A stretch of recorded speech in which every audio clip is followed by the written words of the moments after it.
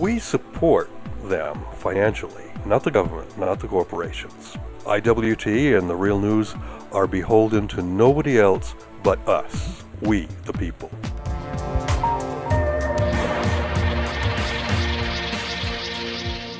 Pakistani President Asif Zardari stated that Pakistan is succeeding in its fight against Islamic extremists.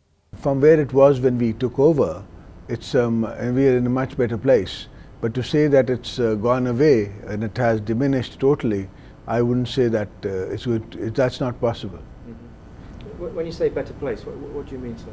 That we've improved the situation comparatively, whereby they had a free hand and they could roam around without a check. That's not there. Since August, the United States has launched at least 18 missile strikes on militant targets from unmanned drones, killing innocent civilians. IPS journalist Anand Gopal believes the situation is getting worse. I don't think the situation has really improved that much in Pakistan. There's a war going on in Bajaur, which is one of the tribal agency provinces on the border with Afghanistan, in which hundreds of people have been killed. There's been no sort of culmination to this war, and it's been going on for some months now. At the same time, in the southern parts of the tribal areas, the region called Waziristan, the Pakistani government is negotiating peace deals with the Taliban and with the militants, which is essentially the same situation as we had before. And in these areas where these peace deals are being negotiated, Taliban militants are able to roam openly and freely and also able to cross the border into Afghanistan, which is exactly what he's saying is not happening. However, these sorts of peace deals that are happening are reverting the situation back to what it was before. Meanwhile, in Afghanistan, 14 people were killed on Sunday after U.S. coalition forces fired on their car. A U.S. military spokesman alleged the men were militants who opened fire on approaching soldiers after their car had been stopped, a claim disputed by the provincial governor, who stated the men were civilian workers and not militants. According to Anand Gopal, the incident further illustrates the ineffectiveness of the Karzai government.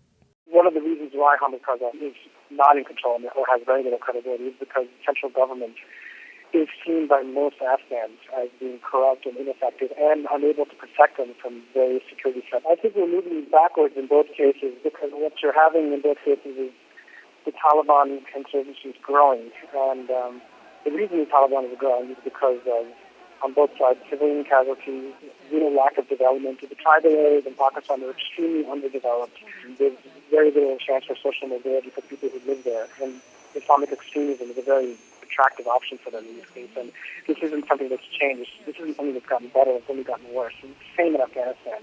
In large parts of the country, there's no jobs and very little law and order, except for the areas in which the Taliban control. So really, in the last couple of years, we're moving backwards in both countries.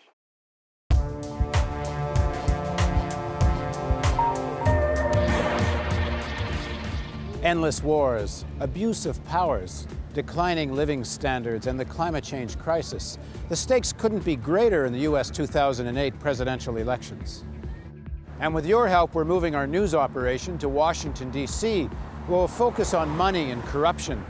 For example, big oil and arms companies shape American economic and foreign policy with far-reaching effects on the lives of ordinary people.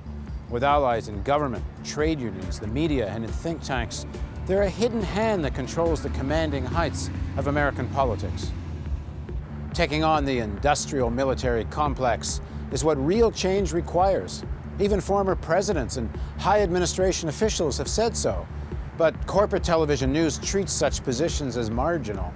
Well, we think it's the decisive issue in the coming presidential elections. Uncompromising journalism requires questioning assumption, interrogating structures of wealth and power. Corporate TV news just won't do it. Only a news organization that's truly independent can tackle such issues with courage and tenacity. And we'll take on corporate TV news live. You'll watch TV news with our panel of writers, journalists, scientists, and historians. You'll be able to join in by phone, webcam, chat.